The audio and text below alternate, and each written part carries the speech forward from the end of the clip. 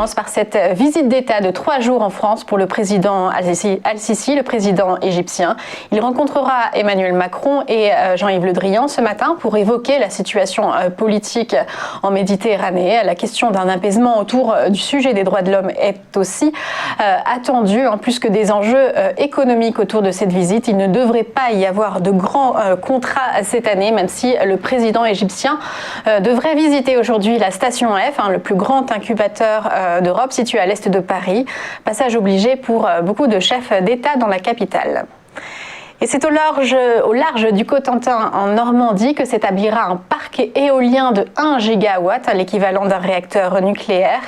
Le projet a été annoncé vendredi par la ministre de l'écologie et ce serait le 8e parc éolien offshore français. Il s'inscrit dans le cadre de la programmation pluriannuelle de l'énergie.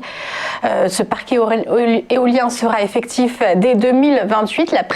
La procédure de mise en concurrence pour le développement et l'exploitation du parc a également été ouverte pour une désignation début 2022. EDF, mais aussi le producteur indépendant WPD sont déjà en lice.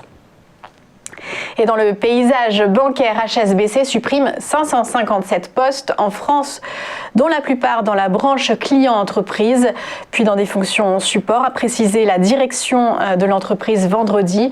L'objectif, c'est d'accélérer la baisse des coûts, alors que le géant anglo-saxon a perdu 499 millions d'euros au premier semestre et que Paris reste toujours le siège européen des différentes succursales de la banque hors Allemagne et Royaume-Uni, bien que l'activité banque de détail soit toujours en cours de cession. Et ce matin, dans le paysage bancaire, Société Générale et Crédit du Nord finalisent le projet de rapprochement de leurs banques de détail.